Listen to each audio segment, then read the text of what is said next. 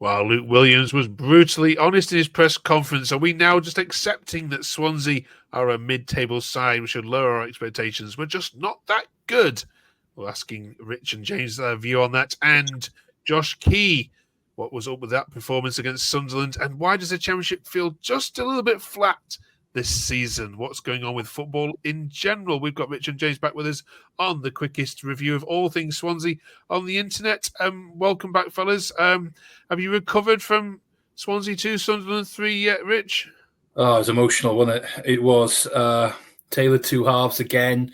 I seem to come in here, and just when we seem to get in a good, decent mood, a couple of weeks, a few good results, and it's back down to down in the dumps again. But we were sucker for our own glory a little bit recently in terms of maybe punching slightly, and expectations have risen. But now, disappointed on Saturday. Whose fault was it, James, to blow the two goal lead? Some people are saying it's Williams. People are looking at players. We'll come on to Josh Key in a minute as one of them. I wouldn't say Williams in this case. I think it was mainly down to the players, because everything we did so well in the first 45, we just did not do in the second half. We weren't pressing the ball as high. We weren't looking after it when we were in possession. We were making silly mistakes. Yeah, I don't think we can blame Williams for this one. I think they're squarely on the players, because they showed that they could do it, and they come out with the blocks like lightning. And, well, it just felt like in the second half, we just completely let the game slip. Let's look at some social media takes from the game. Cheers, both of you. Jack says, we've got to manage games better. Like Key was having a stinker and we had two fullbacks on the bench. Ronaldo was running into dead ends and you left him on. Grimes was knackered and we should have replaced him with fresh legs. Poor game management. Rich, do you agree with anything on there, or is it all a bit reactionary? Hindsight's a beautiful thing, though, isn't it, when you look back? Yeah. But it is, okay, I can get the first point. There was more defensive-minded players on the bench he could have perhaps brought on and tweaked things around. Sunderland made a bit of a tweak at half-time. They sorted out what we were doing well, and then they improved. And one thing I have got to say is we have played probably the best ball-playing side I've seen down here this year. I think they will be in the mix. So you've got to appreciate the fact that we've lost to probably a team trying to play similar style that we want to be, but with better players at the end of the day. Yes, I think Grimes plays every game, so there is an aspect of saying that he plays 90 minutes, he wants to be on. His time should be maybe perhaps managed a little bit better, so you can call that maybe with the manager. But I don't know, really, if we've got the quality to replace at times and the fully trust the players that come on. It's a strange one, James, isn't it? I mean, you haven't beaten any top sides yet. And if you look at the Leeds game, very similar pattern, wasn't it, to how the Leeds game went? Burnley as well. What's the gap between you and these sides? Let's take Leeds and Sunderland as the most recent examples. Is it a fag paper or is it a chasm? I'm probably going to say it's a chasm, because we do very often punch above our weight in these games. And if you look at even their benches compared to ours, you know, they could put a second string side out and they would still probably man for man have more quality than us. We're such a patchy side where we'll play really well for 20 minutes, half hour, 45 minutes. And then it's like we just seem to run out of steam or we sort of revert back into our shell. So I think there's a bit of naivety there as well, but I think depth in the squads, and there's just that softness to us. Like Swansea remind me of Spurs at the moment. If you watch Spurs in the Premier League, very much the same in the sense of they'll start the game really well, or they'll have a patch where they're unplayable, and then the rest of the game they're just miles off it. I'm desperate as a neutral. I'm desperate for Swansea to do well, and even for Swansea to be in the playoff picture this season. Swansea fans need one season at least, just to have something to be excited about. And also, as Barclays fans, we want Swansea back in the Premier League. It'll feel like old times. But Rich, have a look at this honest assessment from the manager. Tim says after Luke Williams's press conference, he said, "Wow, what great honesty from the manager. We managed to kick on today after getting back in the game. Swans are decent at home, but happily happily need to go home with 3 points. Were you surprised at the honesty from Williams after the game? We've not really heard him like this before. Is it a bit risky, or are you quite happy to listen to him lay into them a bit? He is emotional. He'll come out. He's a very strong character, and he will say as it is. And his honesty there is. He's not masking over anything to the fans. If you think the players weren't up to it in the second half, and at the end of the day, I think he's saying basically that he believes they've got the potential to get that top 6, but if they don't believe in what they're doing, there's no point. He's saying he's come down here to make us a better side and improve, and he's ambitious. So I think he was frustrated. That's why the anger comes from. I think you look back at the game afterwards probably and say, okay, we were beaten by a better side, but it's just being that 2 goals up is annoying and frustrating. But he probably could, like you mentioned about tactics and things like that, it could be elements of a little bit frustrated with himself. You don't know. We don't know what he's thinking, but it was honest opinion that came out. So, James, did you like that about him? I mean, he essentially said, "Look, forget this talk of, us potentially going up. That's not us. We are a mid-table side." Yeah, I like his honesty in the moment. Maybe he's trying to get a reaction out of the players because I said, I was there. That second half performance from our perspective wasn't acceptable, and maybe he's doing it to try and motivate a few of the players. I think there's the quality there to get into the top half of the table, and I do think some of the guys in our side need a wake up call. I think there's a little bit of complacency there because there's a few guys in that side who are nailed on starters. So maybe, like I said, he's trying to get a reaction out of them. But I like to see that sometimes rather than just the usual cliche answers. I do like someone that comes out sometimes and says it as it is. Okay. So what Josh Key, if that's okay, Richard, for a second then. I won't put some of the tweets up here because actually some of them were quite vociferous about his particular performance. Let's just say he had a nightmare against Sunderland. Where do you stand on him as a player? We sometimes we laud him on this channel, and next week we can drop in a 2 out of 10 performance. Is his inconsistency that's the most frustrating thing about him? I like Josh Key. I think he's a great player. I think offensively going forward, he does benefit us tremendously. His link-up play is great, and off the ball, and he's a fit player, fit lad, a very good addition in the team. Defensively, playing both the Joshes does look a bit calamitous at times. I've got to say, because we're left a bit short. So you having Grimesy dipping in deeper, where it's almost like a 3 we've got at times playing from the back. We're getting cut apart at times by quick wingers for Sunderland, for example, with the same leads. You can look back at a few sides that have done that, and coming into the games in the second period. You think, can you bringing players off the bench as well with fully fit players there for 20, 30 minutes against someone who's knackered? So it's a tough one, really. I can't blame Josh Key for losing that game.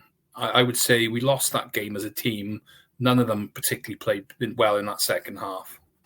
Okay. James, thanks, Rich. Another one who came in for Chris was Rinaldo. Here we go again. Bit of a broken record here.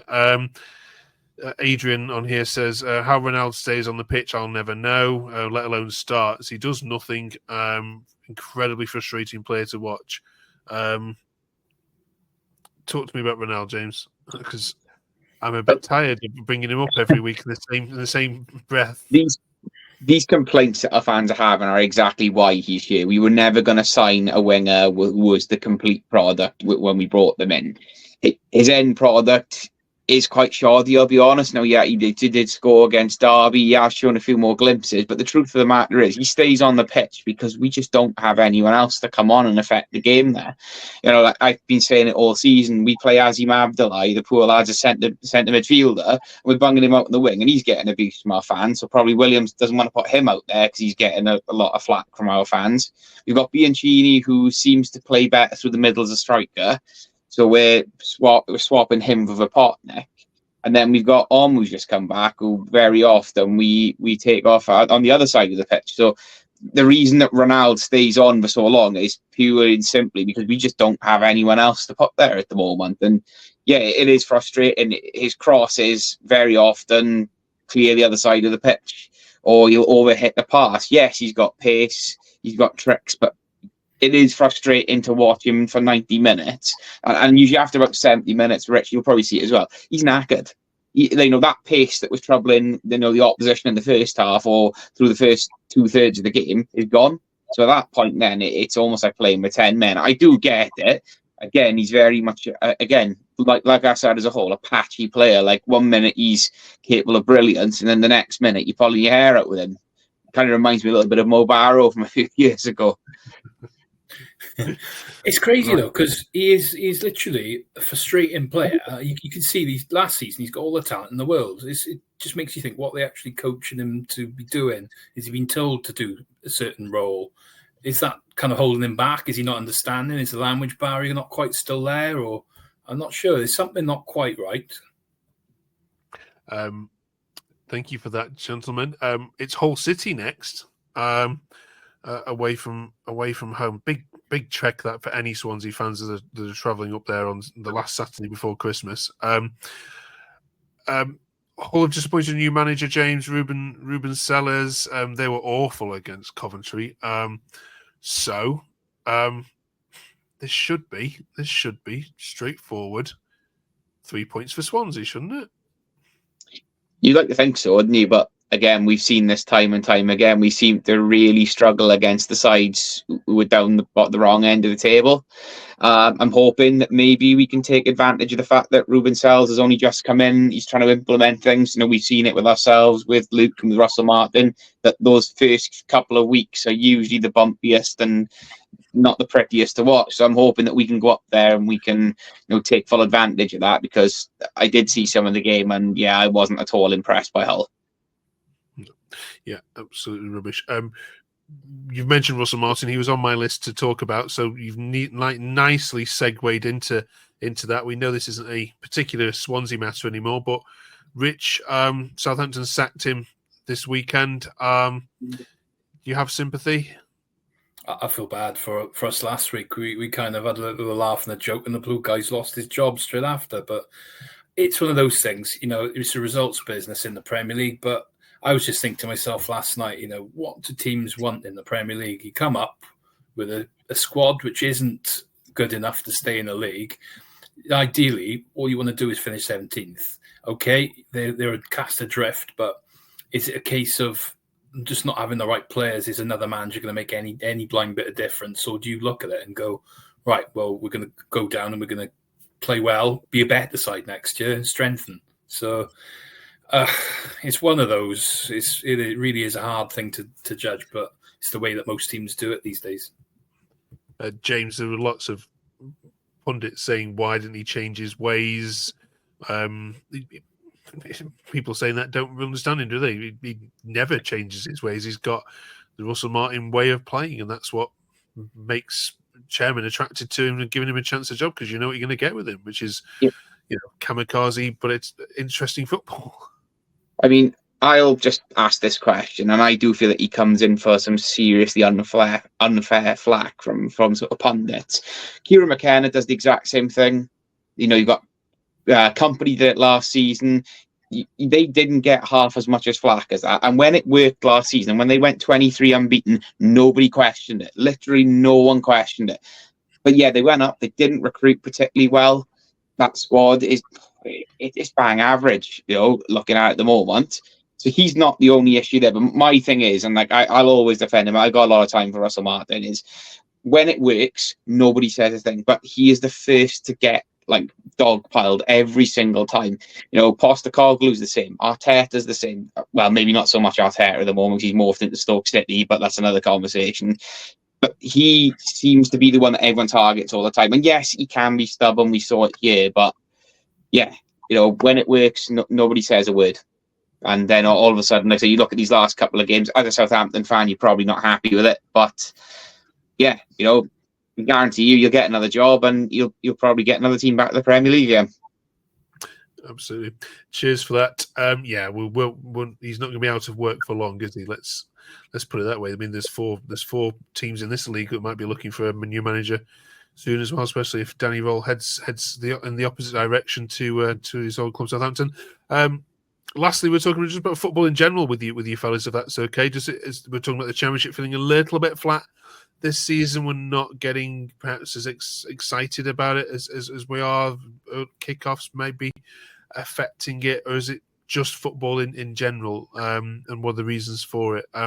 Rich, do you want to just open this debate for us on giving your thoughts? Well, I don't know how you can say the Championship isn't interesting or is flat, but the Championship for me is the most exciting league, apart from Premier League, perhaps. It's just anything can happen game by game. Anyone can beat anybody. It's whoever wins and scores first generally on a day gets the result a lot of the time. But no, it's a great league to watch, I think. And we've had some games like that this season that have been entertaining. You don't know which way they're going. Some thrillers. So, no, I'm against that one, I'm afraid, Mark. Yeah, James?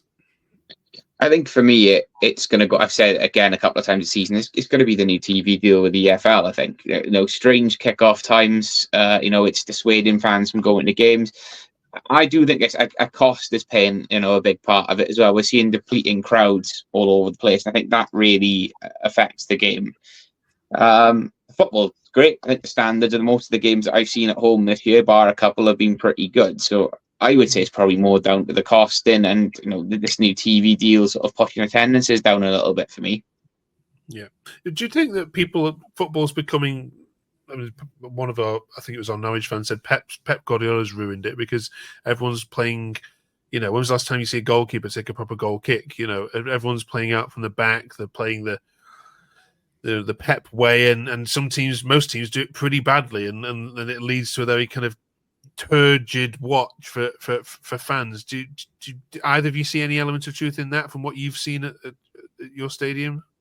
I think that teams, kind of formations and things like that change over years and spells, and someone has success.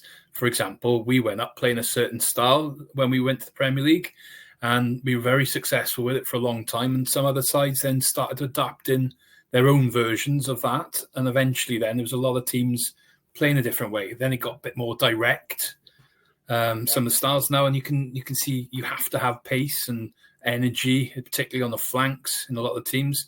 And I think it's a slight adjusting of the way the game's going now. You can see slowly but surely the Pep way is probably going to die out, and another style will come in, maybe a bit more abrasive. It is revolutionary all the time. So I think it does take time, but I think James hit the nail on the head, really. It's the money factor, really, for people these days. Okay. Right, we'll leave it there then. Thank you very much, both of you. Good luck against Hull this weekend. Is that on the TV game, is it? Did I read that right? Yeah, 12:30 Saturday. So I'll be on TV, yeah. So probably be about 70 of us going up there. I was going to say, what is that attendance going to be at the MKM? You could fit on a skateboard, do you think? Those people will be going this weekend? No offense. It's tough. It's a long journey. Yeah. It's a very long journey. Absolutely. It's a place we don't tend to fare very well at either as well. So, well, credit to you if you're a Swansea fan and you're going to Hull. Let us know in the comments below. We'll give you a shout out next week on here, I promise. Give us your full name. We'll definitely do a roll call. Right. Thanks, Rich. Thanks, James. Thank you very much for watching. Drop us a subscribe if you haven't done so already. We'll see you for one more before the big man comes. And that's when we're reviewing Hull next week. We're also next week doing the 2024 awards of the year with best goal, best celebration, best match. We'll see you then for that. See you.